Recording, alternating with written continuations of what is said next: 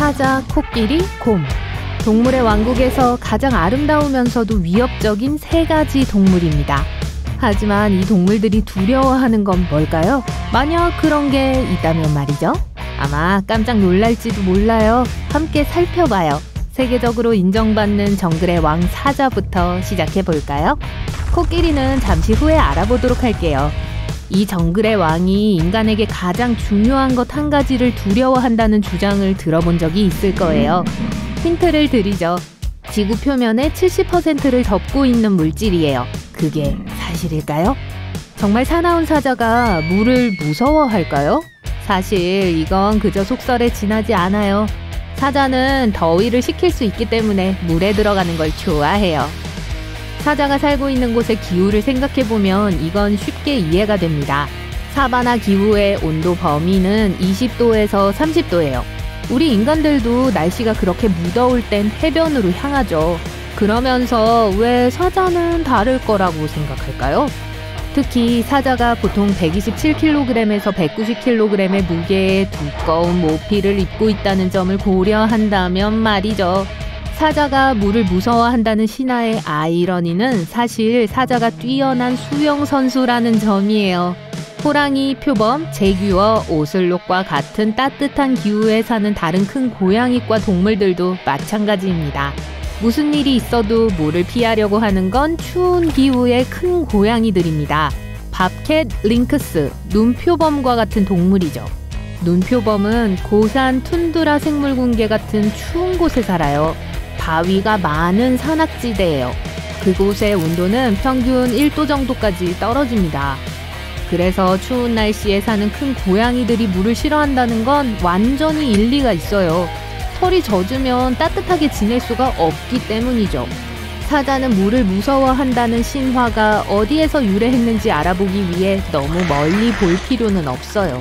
지금 이 비디오를 보는 여러분 중에서 바로 그 이유가 컴퓨터 화면 근처에 얼쩡거리면서 말썽을 피우고 있을 가능성이 높아요.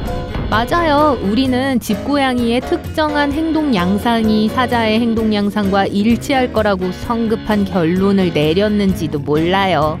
집고양이는 앞서 언급된 모든 큰 고양이들과 관련이 있기는 하지만 실제로 그 동물들로부터 직접 내려온 것은 아니에요. 대신 수백만 년 동안 오늘날에도 여전히 야생에 존재하는 한 마리의 야생 조상인 근동 살쾡이로부터 발전해 왔어요. 중동에는 물이 그다지 풍부하지 않기 때문에 이 고양이들은 물에 전혀 노출되지 않았습니다. 집고양이들처럼 물을 식량 공급원으로만 인식하죠. 여러분의 집고양이에게서 볼 수 있듯이 고양이는 일반적으로 목욕이나 수영을 하지 않고 물을 거의 상대하지 않아요. 운이 좋게도 그럴 필요가 없어요. 집고양이들은 혀를 사용하여 몸을 청소합니다. 혀에 작은 갈고리 모양의 돌기가 있어서 이렇게 할 수 있어요. 뭉친 털을 빗어주고 털을 깨끗하고 달콤한 향이 나고 전체적으로 깨끗하게 유지하는 것을 돕습니다. 고양이는 일반적으로 개인주의적인 동물이에요. 여러분은 아마 지금 화면에 대고 소리를 지르고 있을지도 몰라요. 여러분의 고양이가 물을 좋아한다고요? 분명히 가능해요. 어떤 고양이들은 심지어 물장난하기를 좋아합니다. 예를 들어 수도꼭지에서 떨어지는 물방울이나 목욕 거품 같은 거요. 다른 고양이보다 물을 즐기는 것으로 알려진 특정한 종류의 집고양이가 있어요. 예를 들어 터키시 방 고양이는 수영하는 고양이로도 잘 알려져 있어요. 이 품종은 열을 식히기 위해 터키의 반호수에서 수영을 하면서 물에 대한 친화력을 키웠다고 전해집니다. 이 호수는 이 고양이 품종이 진화한 지역에 있어요. 고양이가 쉽게 다룰 수 있는 문제로 넘어가 볼게요. 여러분은 쥐 공포증에 대해 들어본 적 있나요? 생쥐나 쥐에 대한 두려움을 가리키는 말이죠. 아름다운 코끼리가 이런 공포증을 가지고 있다는 흔한 속설이 있어요. 그래요. 종에 따라 키가 약 3m이고 무게가 4,000kg이 넘는 동물 말이에요. 이런 코끼리가 길이 10cm에 무게가 0.5kg도 안 되는 동물을 무서워한다고요? 하지만 왜 그런 믿음이 생겼을까요? 그 이유는 코끼리가 쥐가 코 안으로 기어 들어갈까봐 두려워한다는 소문에 기초하고 있어요. 만약 쥐가 그 안으로 기어 들어간다면 코를 자극하고 막히게 할 가능성이 있겠죠. 실망시키고 싶지는 않지만 이런 소문 또한 사실이 아니에요. 연구원들은 코끼리가 쥐를 무서워한다는 구체적인 증거가 없다고 주장합니다.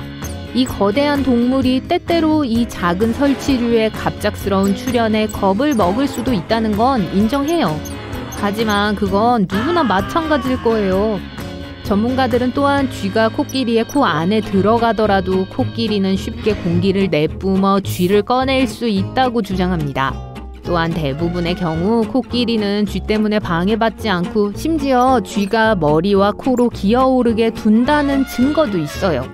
연구원들은 건강한 코끼리의 경우 단순히 그 크기 때문에 두려워하는 다른 동물은 없다고 확신해요. 그래서 사자는 물을 두려워하지 않고 코끼리는 쥐를 무서워하지 않습니다. 그렇다면 동물이 두려워하는 다른 동물에 관한 소문은 모두 사실이 아닐까요? 곰이 정말로 무서워하는 동물이 있는가를 알아보면 역시 실망하게 될 거예요. 자, 신사숙녀 여러분, 다름 아닌 인간의 가장 친한 친구에게 박수를 부탁드립니다. 맞아요. 곰은 개 주변에서 불편함을 느껴요. 곰과 개는 아주 먼 유전적 관련성이 있음에도 불구하고요. 이 두 동물이 마주칠 때 개는 곰을 쫓고 위협하고 코너에 몰고 괴롭힐 수 있는 능력을 가지고 있어요. 그래서 강력한 곰은 개와 마주치는 것을 아예 피하려고 할 거예요. 심지어 카렐리안 베어독이라는 핀란드 견종도 있어요. 이 종은 특히 곰과 같은 큰 동물에 맞서는데 사용됩니다. 이 개는 방향 감각, 몸의 유연성과 통제력, 용기, 후각, 끈기가 뛰어나요. 그렇다면 이 개와 함께라면 곰이 출몰하는 지역을 걸으면서도 충실한 친구가 있기 때문에 절대적으로 안심하고 자신감을 느껴도 된다는 뜻일까요? 사실 그렇지 않아요. 곰이 개 주변에서 긴장할 수 있다는 건 사실이지만 곰의 크기와 힘을 간과해서는 안 돼요. 미국 흑곰은 거의 2m 높이에 300kg까지 나갈 수 있습니다. 만약 어미곰이 도망갈 곳이 없거나 아기곰이 위험할 수도 있다고 느낀다면 맹렬히 달려들 가능성이 매우 높습니다. 이건 여러분과 개 모두에게 큰 문제를 의미할 뿐이에요. 그러니까 아무도 이 이론을 시험해보지 말아야 해요. 대신 만약 개와 함께 잘 모르는 지역을 방문할 생각이라면 먼저 미리 계획을 세우고 그곳에서 마주칠지도 모르는 야생생물에 대해 알아봐야 합니다. 왜냐하면 곰이 여러분과 개를 발견했을 때 무슨 짓을 할지 전혀 알 수 없기 때문이에요. 특히 곰의 가벼운 개 공포증을 고려한다면 말이죠. 적어도 동물의 왕국에서 가장 강한 새 동물 중에서 다른 동물에 대한 약간의 두려움을 가지고 있는 동물이 있다는 걸 발견했어요. 우리 집에서 너무나 많은 사람들에게 기쁨과 편안함을 주는 개라는 동물이 필요할 경우 곰을 상대할 만큼 충분히 용감하다는 사실이 흥미롭네요. 모든 영웅이 망토를 입는 건 아니에요. 어떤 영웅은 단지 털과 개 목걸이를 착용해요. 그렇다면 우리의 위대한 동반자가 무엇을 두려워하는지 살펴보는 건 어떨까요? 개가 큰 소리를 들을 때 왜 불편해하는지 궁금해 본 적이 있으신가요?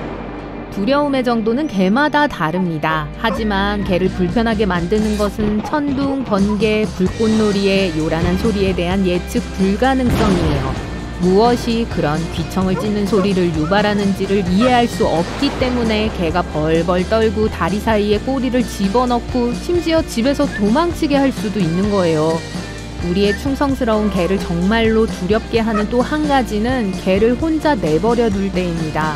안타깝게도 이 공포의 흔한 증상은 지나치게 짖는 소리이기 때문에 이웃들에게는 악몽이 될 수 있어요. 이 두려움은 또한 집안에서 문제를 일으킬 수도 있습니다. 왜 개가 소파를 씹었을까 자문해 본 적이 있나요? 배변 사고는 개가 분리불안을 가지고 있을 때 나타나는 전형적인 증상이에요. 하지만 개에게 오랫동안 화를 낼 수는 없어요. 그렇죠? 곰과 마주쳤을 때 여러분을 지켜줄 테니까요.